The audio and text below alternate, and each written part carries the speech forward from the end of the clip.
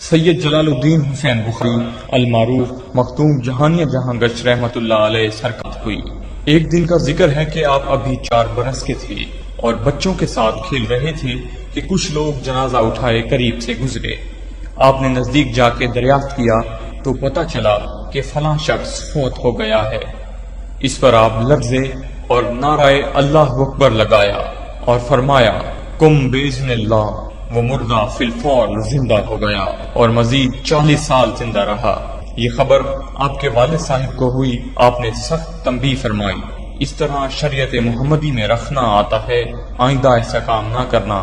جلال الدین سرکار رحمت اللہ علیہ نے عرض کی، بابا جان اگر آپ منع نہ فرماتے تو بخارا میں کوئی نہ مرتا، اور اگر مرتا تو اسی طرح زندہ ہو جاتا۔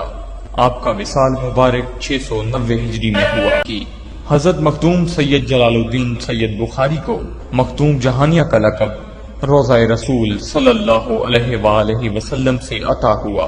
وہ اس طرح کہ ایک بار سرکار جہانیہ رحمت اللہ علیہ پاک نبی صلی اللہ علیہ وسلم کے روضے کی زیارت کے لیے روضے پر پہنچے، لیکن روضے کے اندر جانے سے مجاور روضہ مولانا عطری نے منع کیا اور کہا کہ روضہ کے اندر جانے کے لیے زلف تراشی ضروری ہے۔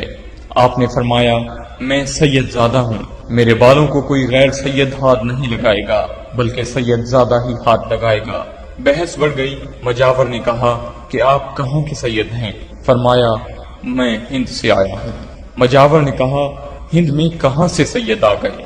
سرکار نے فرمایا اگر میں روزے کے باہر سے آقائے دو جہاں حضرت محمد صلی اللہ علیہ وسلم کو سلام کروں اور اگر آپ جواب دیں تو ماننا۔ مخدوم جہانیہ رحمت اللہ علیہ نے روزہ رسول صلی اللہ علیہ وسلم سے باہر ٹھہر کر پاک نبی صلی اللہ علیہ وآلہ وسلم کو سلام کیا، السلام علیکہ یا جدی، اے نانا سلام ہو۔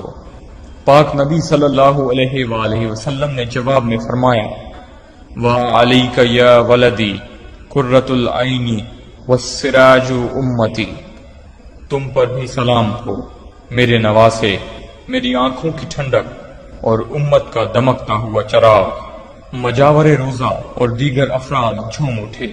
سید جلال الدین حسین بخاری المعروف مختوم جہانیہ جہاں گشت رحمت اللہ علیہ سرکار کی کرامات میں ایک کرامت یہ بھی ہے کہ سرکار بھارت کے دارالحکومت دلی سے اس دیوار پر سوار ہوئے اور سانپ کو چابک بنایا اور دیوار کو چابک مارا اور حکم دیا اے دیوار مجھے اچ شریف لے چل۔